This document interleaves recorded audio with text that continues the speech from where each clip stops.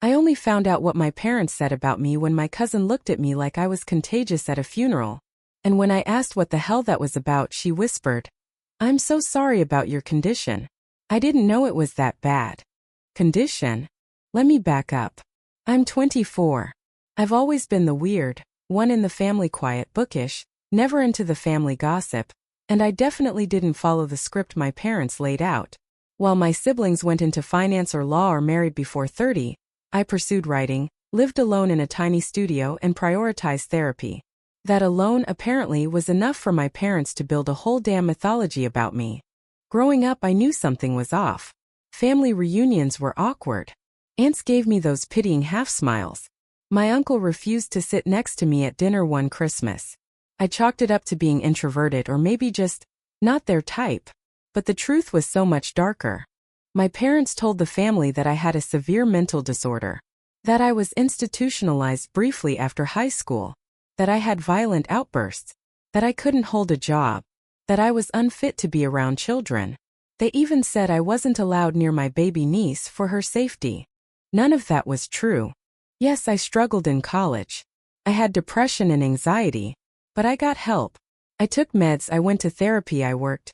I built myself back up brick by brick while my parents painted me as a broken person behind my back. And the worst part? They never told me. I found out last month when Grandma died. I hadn't seen most of the extended family in years, but I showed up out of respect. My cousin Jenna looked stunned when I hugged her. Her first words were, "Wow, you're allowed to be here?" That should have been my first red flag. Then my uncle pulled his kids away when I came over to say hi. My aunt asked if I had a chaperone. My sister whispered, "Don't make a scene, just let it go." Let what go? After the service, I cornered Jenna and asked her what the hell was going on. She hesitated, then pulled out her phone and showed me a group chat. Family chat.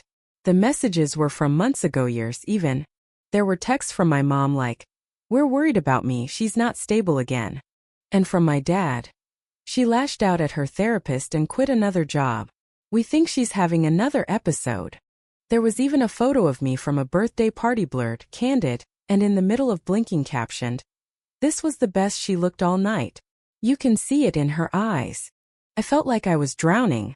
These people had built an entire narrative around me, a version of me that never existed. And my parents had kept it going. When I confronted them that night, I expected shock or remorse. But my mom just sighed and said, "We didn't want to lose our standing in the family. It's not like we meant harm." My dad added, "We did what we had to do. You were unpredictable." I wasn't unpredictable. I was healing. Quietly. Away from their judgment. So I made a plan. This past weekend we had the family potluck at Aunt Carol's lake house, the first since Grandma's passing. Everyone was there. Cousins, aunts, uncles, nieces, even the family friends who thought they were insiders. I waited until dessert was served, until everyone was just tipsy enough to pay attention and just relaxed enough not to run. I stood up with a toast. "I want to say something," I began, smiling. "About healing. About truth. About family." People clapped. My mom looked nervous. My dad gave me a warning look. But I kept going. I've spent years wondering why I felt so isolated. Why my family treated me like a shadow. And then I found out I've been the subject of a lie. A story told by my parents to hide what? That I wasn't like you? That I got help? That I refused to pretend everything was fine when it wasn't. The room went still. My parents said I was unstable, violent, unfit to be around children, that I couldn't hold a job. But here's the truth. I pulled out printed resumes, photos of my published work, screenshots of my LinkedIn. I even showed a letter from my therapist. No signs of violent behavior, compliant with treatment, emotionally stable and improving. There were gasps. Someone dropped a fork. I am not ashamed of who I am. I'm proud of myself. I fought to be okay and I got there. Without your support. In spite of your lies. I looked directly at my parents. And if anyone in this room continues to believe what they said about me, that's on you now, not on me. My mom stood up, red-faced, stammering. "We were trying to protect." "Protect who, Mom?" I snapped. "Not me." That's when the unexpected happened. My Uncle Alan, always the loudest, always the first to judge, stood up and said, "I always knew something felt off. The way you two talked about her, it never matched what I saw. You owe her an apology." Others followed. Jenna started crying. My younger cousin Ben apologized for avoiding me. One by one, people started looking at my parents like they were the problem. My dad stormed out. My mom followed. No apology. Not a word. I haven't heard from them since. But I have heard from every cousin, every aunt, every person who once looked at me like I was less than. And now for the first time they're asking me to tell my own story. I didn't go home with anyone that night. I sat in my car outside Aunt Carol's lake house for nearly 40 minutes, just breathing, just letting my heart finally slow down. I was expecting someone to run out screaming, to call me dramatic, mentally unwell, to shout that I embarrassed the family. But no one did. Jenna texted me first. "I'm so sorry. I believed them. I really thought they were protecting you. I should have asked you directly. Please let me make it up to you." Then my older cousin Marion sent a voice note. I didn't even know she knew how to use voice notes. In it, she said, "Hey, I'm kind of shaking, honestly. I've known your mom all my life and I never thought she could lie like that. Feel sick. I'm so sorry. If you ever want to come over and just talk, I'm here." I played that message 5 times. Then I cried harder than I had in years. Because that night something shifted. Something broke, but not in me. In the version of me that had existed in my family's minds for almost a decade. The version they built from fear and shame. The version they used to excuse pushing me out of every holiday, every photo, every group chat. That version died at Aunt Carol's potluck. And something real finally took its place. The next morning, I woke up to an email from my father. No subject. No greeting. Just 3 lines. "That was cruel. You humiliated your mother. We don't recognize the person you've become." I stared at it. I didn't cry. I didn't even get angry. I just stared. They don't recognize me? Good. I didn't work this hard to become someone they could comfortably dismiss. I became someone they had to reckon with. Later that week, I started getting calls from aunts and uncles I hadn't spoken to in years. Some were supportive. Others awkward. One of my mom's sisters tried to neutralize the situation by saying, "You know how your mother-ish just panics. It's not really lying if she thought it was for the best." I hung up. 2 days later, I was invited to a smaller family brunch hosted by Jenna. She insisted. "It's not for them. It's for you. For us. The real you." I showed up.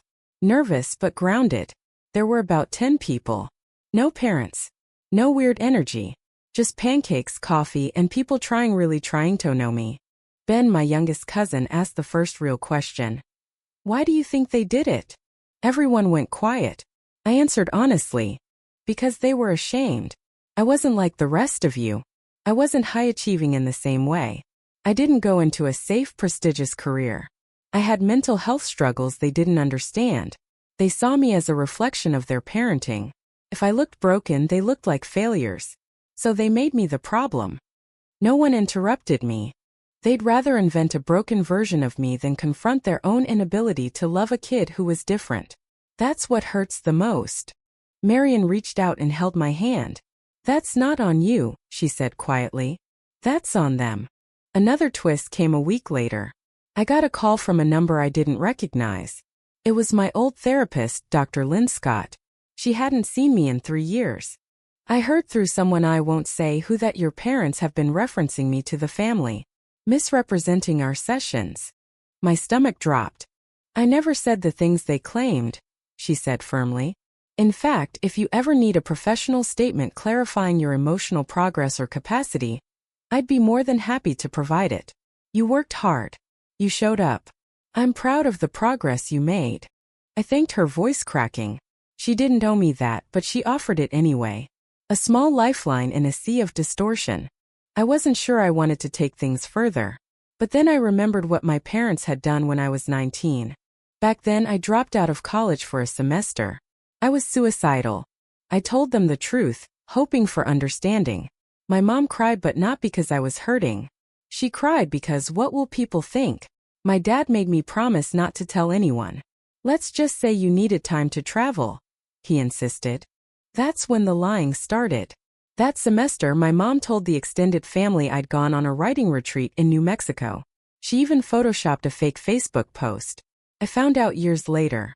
They used my worst moments as fodder to spin their own narrative, over and over again.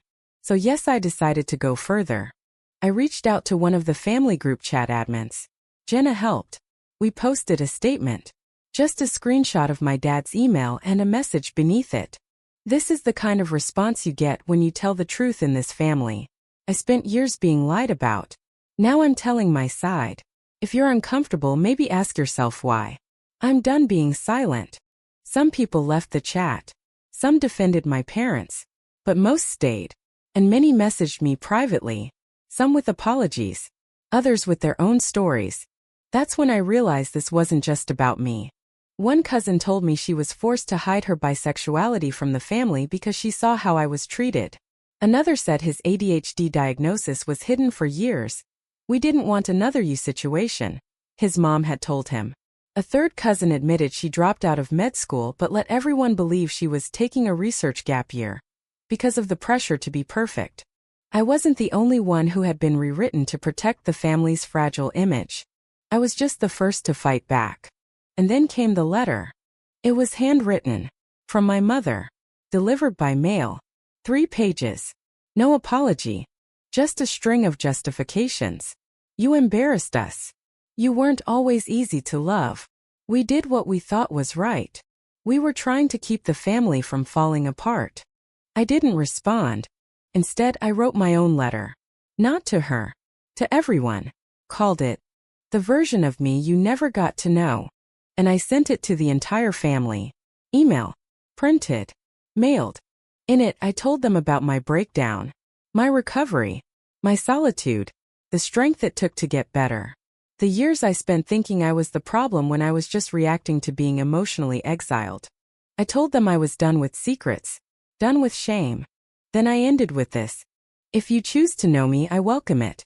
If not, I'll keep living anyway, truthfully, fully, and without apology. That letter changed everything. I got invited to a podcast. A local radio show. A friend who runs a blog asked to publish it. I hesitated. But I agreed. The post went viral. Thousands of comments. People from all over saying, "This is my family too." I realized my story wasn't rare. It was recognizable. That scared me. But it also freed me. For the first time, I wasn't being defined by whispers behind my back. I was being seen. When I first wrote the letter, I didn't imagine anyone beyond my family would care. It was meant to be closure. A final word after years of silence. But it had a strange power, raw, angry, sincere, and once it was out in the world, it became something else. People began sharing their own stories. A woman from Florida wrote, "My parents told everyone I was troubled when I refused to marry the man they chose. They made me the villain. Thank you for showing me I'm not alone." A high school teacher messaged, "We have to stop punishing kids for breaking the mold. You were never the problem. Your parents were afraid of your truth." It felt surreal, like the private shame I'd carried was suddenly public property, but instead of judgment, I received empathy. Then came the local newspaper. A journalist named Reed contacted me. He'd read the blog post and wanted to run a feature, rewriting the narrative. When families choose reputation over reality. He interviewed me in a small cafe downtown. I almost canceled 5 times that morning. I didn't want to see my face in print, didn't want to hear my parents' voices in my head telling me I was being dramatic. But Reed was kind, patient. He didn't prod. He just asked, "What do you wish someone had done differently?" And I said without hesitation, "Asked me. Just once. Just asked me if I was okay instead of believing the story that made them comfortable." The article came out a week later. Front page of the lifestyle section. My photo in soft light. The headline read, "She wasn't broken. She was misunderstood." I expected backlash. But it never came. Not even from my parents. In fact, they went completely silent. For a while I thought it was the eye of the storm. But it turns out they didn't know how to spin it anymore. Their story didn't work in a world where people finally heard mine. Then Jenna called me crying. "Your mom came to our house," she whispered. "She was yelling about betrayal. Said you turned the whole family against her. She told my mom you ruined her life. Jenna paused, then said something I'll never forget. She still doesn't see it. She still thinks you're the one who broke something. And I realized then I was never going to get an apology. Not a real one. Not from the people who raised me to believe love was conditional. So I stopped waiting. Instead, I focused on the life I was building. I got a promotion at work. My boss had read the blog post and said, "I didn't know you were a writer. Would you consider leading some storytelling workshops for our clients?" I said yes. I joined a support group for adult children of emotionally neglectful parents. Every session felt like peeling back another layer of armor I'd learned to wear just to survive. And for the first time, I began to believe that maybe I wasn't inherently broken. Maybe I had been trying to bloom in soil that refused to nurture me. Then something unexpected happened. At one of the workshops I led, a woman named Callie approached me after everyone had left. She looked familiar, but I couldn't place her. "I'm your mother's coworker," she said softly. "We were friends once. I saw the article. And I believe you." I froze. My throat tightened. "She used to talk about you a lot. Not always kindly," Callie continued. "But I remember one day years ago, she came into the office and cried in the bathroom for almost 20 minutes. I asked her what was wrong and she said, 'I think my daughter sees who I really am. And I don't like what she sees.'" Callie paused. That's the closest thing to remorse I ever saw from her. I didn't know what to say. It didn't change anything. But it did explain something. My mother wasn't just ashamed of me. She was terrified of being seen, of being known. And maybe I was the only one in the family who ever truly looked at her and said, "I see what you're doing. And it's wrong." That kind of mirror can be unbearable. The next month my sister Claire reached out. We hadn't spoken in over a year. She had always stayed neutral, which in our family meant complicit. But now she asked to meet. Just coffee. No expectations. I agreed. We sat across from each other in a quiet cafe. She looked older, tired, but honest. "I read the letter," she said. "I didn't reply because I didn't know how. I still don't. But I wanted to say I'm sorry. For not asking you directly. For choosing their version of you. It was easier." I nodded, not sure what to say. She continued, "I think I always knew. Deep down. But I was afraid. If they could do that to you, what would they do to me if I defended you?" I looked at her. And for the first time I saw not of me but of them. "You don't have to explain," I said. "But you do have to choose now. You can't stay in the middle anymore." She nodded. "I want to know you again. The real you." That was enough. We started slow. Small phone calls. Occasional visits. She met some of my friends. I told her about my favorite poetry. She told me about her divorce, another family secret buried under, "They're just taking space." And somewhere in the middle of all that, we became sisters again. One night over wine she asked, "Do you ever think they'll change?" I didn't hesitate. No. And I wasn't bitter when I said it. Just honest. They don't want to change. They want to control the narrative. That's all they ever wanted. Claire exhaled. Then maybe it's time we stop asking them for closure. We toasted to that. By the end of that year, everything looked different. Not magically fixed, but reshaped. I didn't go home for Christmas. I spent it with Jenna and her wife, playing board games and eating store-bought cookies. It was the happiest I'd been during the holidays in a decade. I didn't call my parents. They didn't call me. But I sent them one final thing. A photo. Me at a bookshop event, holding up a copy of my first published essay collection. Versions of me. What family forgot to see? Inside I'd written, "For the ones who never asked." I told the truth anyway. The photo I sent to my parents was never acknowledged. No message. No reply. Not even a returned envelope. And yet I still sent it. Not out of hope. But because some acts of truth are not for reconciliation, they are for release. That photo was my final offering. Not as a child pleading to be understood, but as an adult announcing, "You no longer own my story." Weeks passed. Then months. My book slowly made its rounds.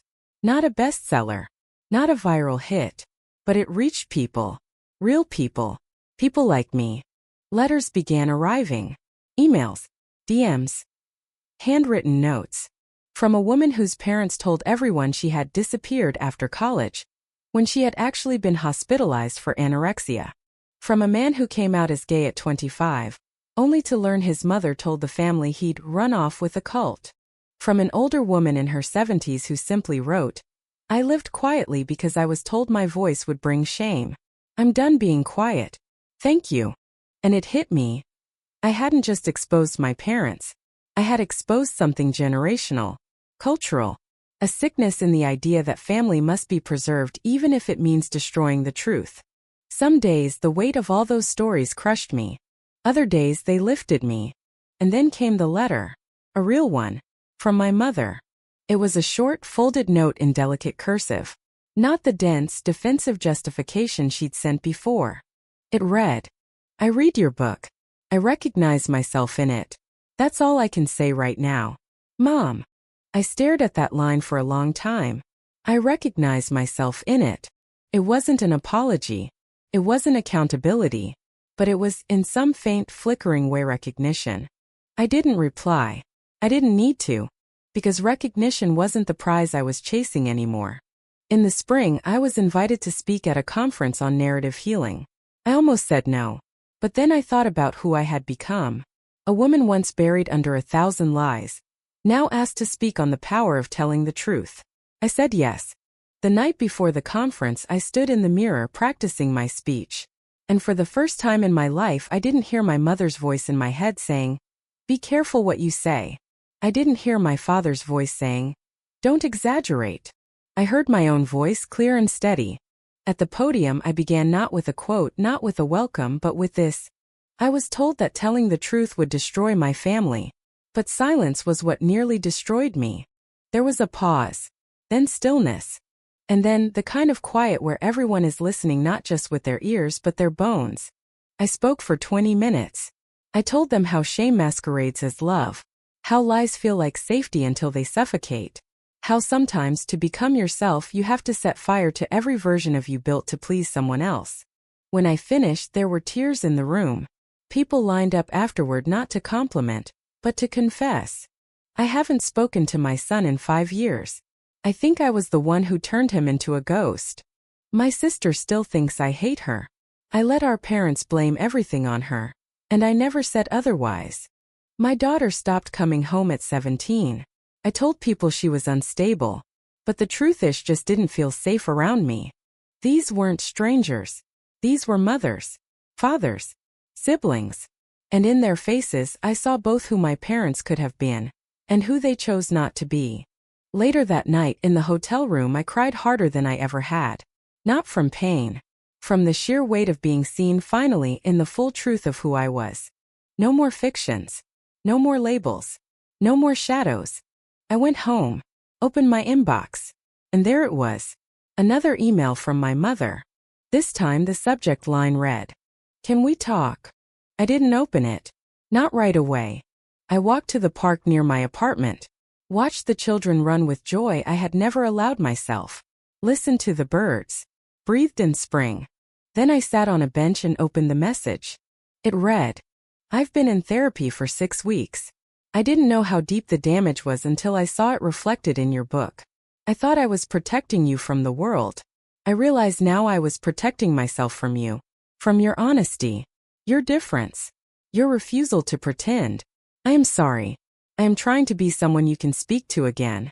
But I understand if that time never comes."